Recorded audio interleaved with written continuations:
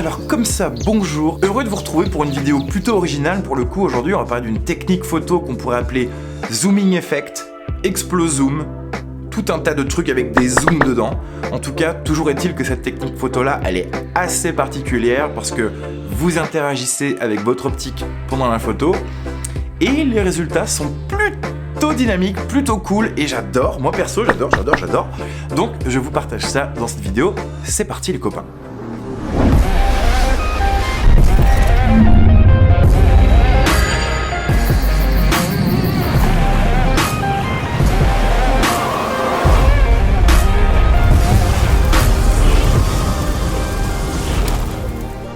Bon, c'est malin ça. À force de faire des espèces de transitions whip-pan, je dégueulasse mon optique.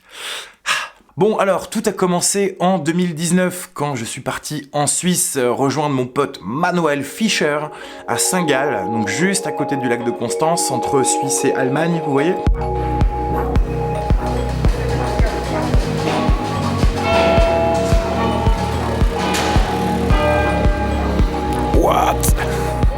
What the fuck, Manuel?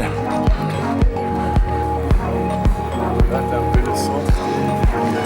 Ah ouais, non mais là, les maisons, c'est très très beau.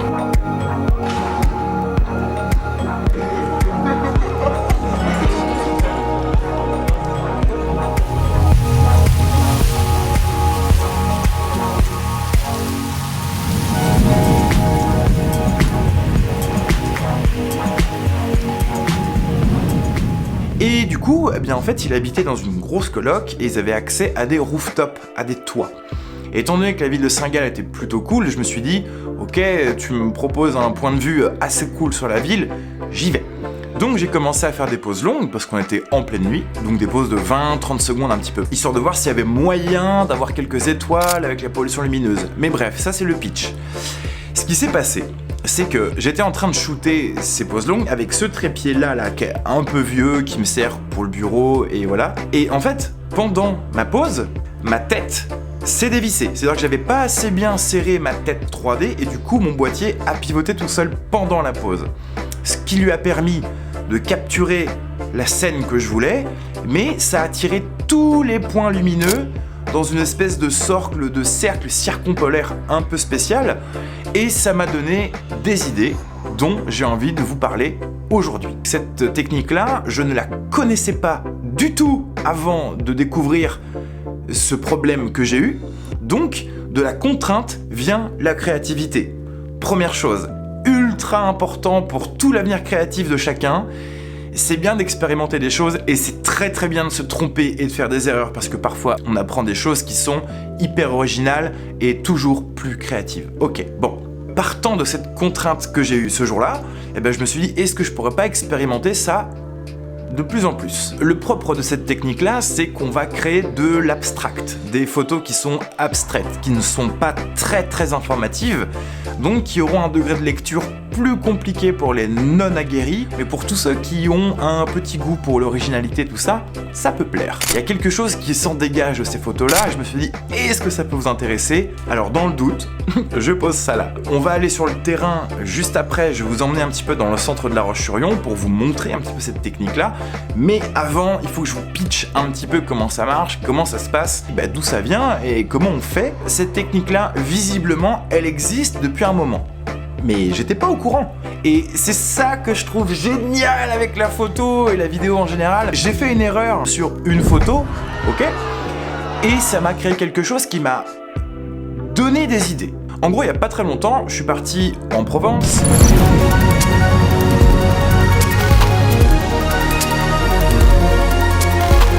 Et là-bas, je suis allé à la Luma Tower de Arles. Si vous ne savez pas ce que c'est que la Luma Tower, un exemple tout de suite.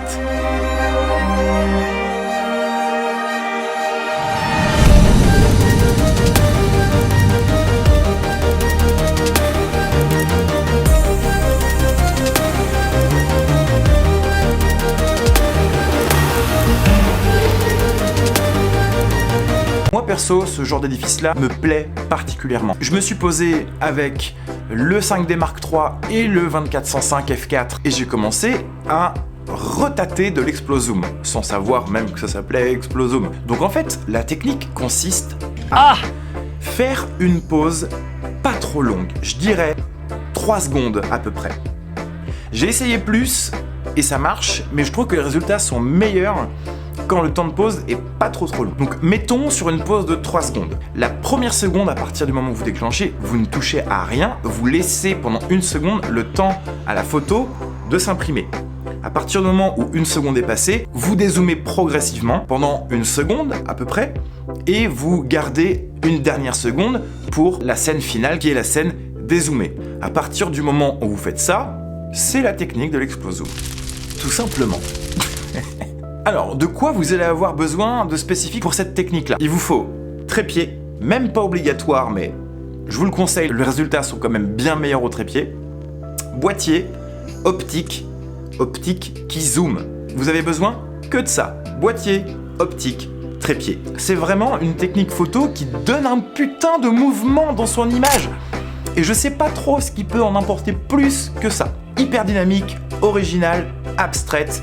C'est tout à fait pour nous, ça les copains. Les réglages dont on a besoin pour une technique pareille, dans mon cas, j'ai shooté à f11, f16, à peu près entre les deux, c'est-à-dire donc un diaph fermé pour avoir tout le plan focal net, ok? Si c'est en plein jour et que vous avez trop de lumière, utilisez un filtre ND. Moi j'ai utilisé le filtre ND2, ND400 pour avoir vraiment une gestion de ma lumière impeccable et de pouvoir poser le temps que je veux, pas avoir la contrainte de trop de lumière. Diaph assez fermé, ISO au plus bas, comme d'habitude si vous le pouvez, ISO au plus bas. Et en termes de shutter, on serait sur autour de 2 secondes et demie, 3, 4 secondes. La plus grosse contrainte, c'est d'avoir un zoom assez efficace. Dans mon cas, j'ai utilisé le 24-105 parce que la pompe est sérieusement puissante. Il faut savoir que c'est une technique qui est perfectible. Vous allez potentiellement vous rater plusieurs fois avant de tomber sur des résultats assez spectaculaires et qui vous conviennent. Et ça, vous le saurez. Quand vous en serez là, vous le saurez. Alors qu'est-ce qu'on shoot sur cette technique-là? Ce que je peux vous conseiller, c'est de shooter des édifices, mais avec une certaine verticalité. Potentiellement, un immeuble, un clocher, une tour, un gratte-ciel, ce genre de choses. Mais ça marche avec tout. Ça peut être vraiment très impressionnant selon le sujet. Ça se prête bien à l'architecture. J'ai essayé avec mon Sigma 1835, c'est pas assez. Plus la plage de zoom est petite, moins l'effet est tiré. Et là, on parle vraiment de quelque chose qui garde le centre à peu près net et étire tout ce qu'il y a autour. Donc il y a vraiment un côté vortex, un côté un côté étiré, comme ça, hyper vortex. Mais cette technique, je l'ai réexpérimentée avant la Tour Luma à la main, avec cette photo-là. Moi, il me plaît bien parce qu'il y a vraiment un effet dynamique alors qu'on est en train de prendre un clocher un peu inerte et on va lui apporter du mouvement, du dynamisme et c'est ça qui est vraiment cool. Votre interaction sur l'optique doit être quand même douce. C'est une technique subtile même si elle est explosive. Je vous conseille aussi très vivement de mettre un petit retardateur de 2 secondes, comme ça me permet d'avoir un tout petit moment de préparation avant de pouvoir faire ma photo. Étant donné qu'on a à peu près tout ce qu'il nous faut, eh bien on va se diriger vers le centre de La Roche-sur-Yon, au Grand Air, qui est une salle de spectacle plutôt cool. Je trouvais que d'un point de vue texture, c'était vachement intéressant. Donc, je vous laisse avec le Arthur d'il y a quelques semaines, et nous on se retrouve après pour un bon vieux débriefing des familles, les copains. À tal!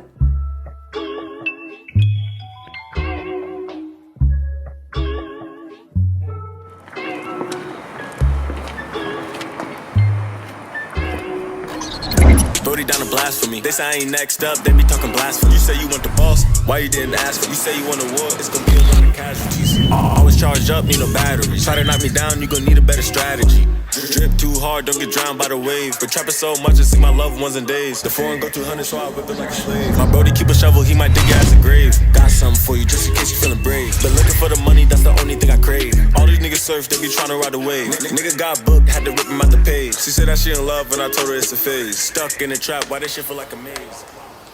C'est là que ça va se passer. Ouais, ce spot va être bien. Il va être cool parce qu'il est moderne, il est comme je veux, il y a des courbes, de l'architecture, de la réverb, on voit les nuages dans le spot, donc c'est parfait. Ok, donc j'ai mon matos qui est déjà prêt, je vais me mettre en position, je vous explique un petit peu tout ça, et on y va. Ok, let's go. Bon, du coup les copains, on se retrouve sur un spot que j'aime bien dans le centre de la Roche, c'est le Grand R, qui me fait un peu penser au spot Luma à Arles. Donc là du coup je suis venu avec G9, Metabone 2405 et filtre ND2, ND400 parce que j'ai un peu trop de lumière et il faut poser quelques secondes. 2 secondes là en l'occurrence. On va essayer de centrer un peu notre sujet quand même. Donc si on a un élément avec le ciel derrière, l'espèce d'image fantomatique qu'on va avoir va se retrouver un peu dans le ciel. Donc ça va texturer le ciel avec la texture du bâtiment. Je sais pas si vous me suivez, mais en tout cas c'est très très cool. Je profite d'une pause excellente pour vous expliquer que je suis au calme en train de faire mes premiers tests et que c'est cool, ça marche plutôt bien. Mais bouger son boîtier pendant une pause pour essayer de créer quelque chose d'autre. Et c'est là que c'est intéressant. Mais c'est très très abstrait. C'est pas une technique qui va parler à tout le monde, clairement pas. Pour ceux qui aiment bien le pragmatisme ou les choses qui sont totalement factuelles, moins.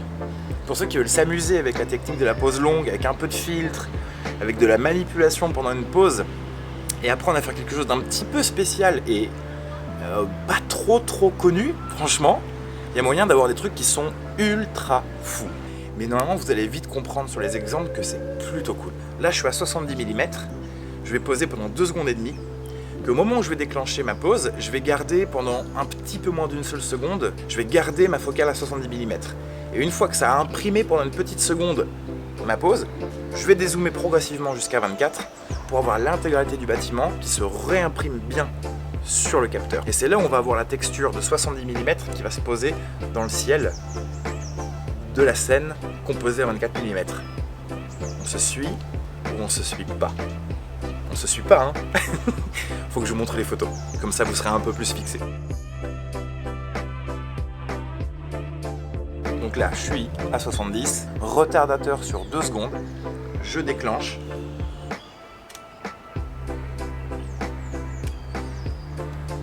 Ça se trouve, c'est de la merde, hein, mais ça n'en est pas. À chaque fois, ça marche. À chaque fois, ça marche. À chaque fois, c'est n'importe quoi. Mais putain, quoi.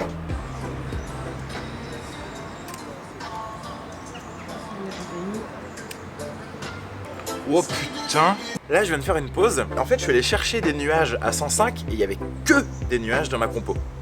Donc sur 2 secondes et demie de pause, j'ai posé 1 seconde mes nuages, j'ai reculé à 24 et je vous montre la photo. Mon bâtiment, on a l'impression qu'il est fait de nuages, dans les nuages. J'aime bien l'architecture, j'aime bien l'abstrait. Là, on a un peu un mélange des deux, c'est hyper cool. Là, à chaque fois, tu pousses, tu tires, c'est n'importe quoi. Ça paraît assez hasardeux, je vous cache pas que ça l'est un petit peu. Et on a des résultats qui sont ok. Moi, je les trouve franchement cool. Vous me direz ce que vous en pensez. Je peux franchement être le seul à penser ça. Mais c'est pas grave. Je suis passé à 3,2 secondes pour avoir un peu plus le temps. Après, on peut pousser plus longtemps, mais il faut des filtres. Et je suis pas sûr par expérience pour l'instant. Les résultats en pause plus longue étaient moins bons, plus bordéliques et moins lisibles en fait.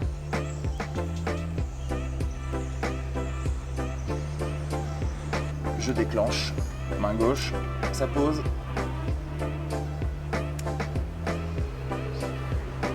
C'est chelou, hein.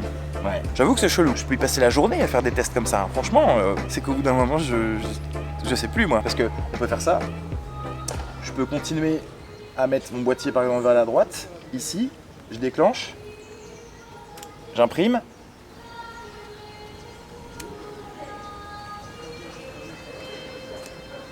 Ça chante. Vous entendez ou pas? Il y a des ténors dans cette ville. Ouais. Tout ce qui se prête à la pause longue, un peu qui est de la filouterie là. J'adore quoi. Sauf que cette photo est nulle, donc ça marche pas. Mais c'est pas grave parce qu'il faut bien que je vous explique un petit peu. On commence à 105, donc ça fait clac, on attend, on dézoome, on attend et reclaque.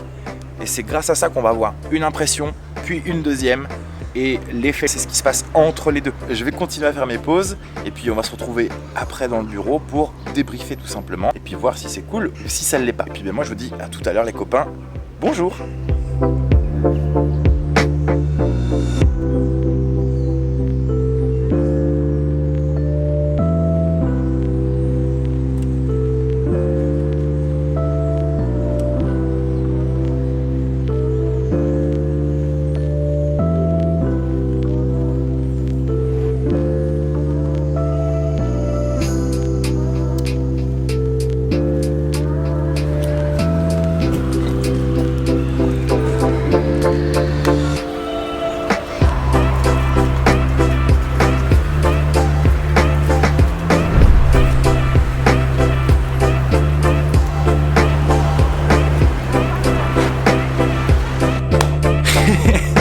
Bon les copains, c'était cool non franchement? On a passé un bon petit moment, on a essayé une technique un petit peu originale, quelque chose qui se voit peu. Qu'est-ce qu'on en pense? Vous pouvez ne pas aimer cette technique-là, vous pouvez trouver que le rendu est trop abstrait, ne convient pas à de la photoreportage ou à votre style tout simplement. Mais elle peut apporter un degré d'originalité pas dégueu, franchement. On se plante, on fait un truc, on oublie quelque chose et what? On a des trucs. N'oubliez pas qu'il y a énormément d'inventions qui ont été trouvées par erreur. Énormément, mais énormément. Vous imaginez pas. Donc, si jamais vous avez d'autres techniques un peu dans ce style-là, très chelou, différentes, abstraites et tout ça, eh ben, parlez-en dans les commentaires, je me ferai une joie d'expérimenter ça. Et puis surtout, dans les commentaires, dites-moi si vous êtes plutôt sensible à ce que je vous ai montré, ou si vous trouvez ça inintéressant, pas informatif, un peu chelou, et d'une manière générale, pas satisfaisant à l'œil. Je peux totalement le comprendre.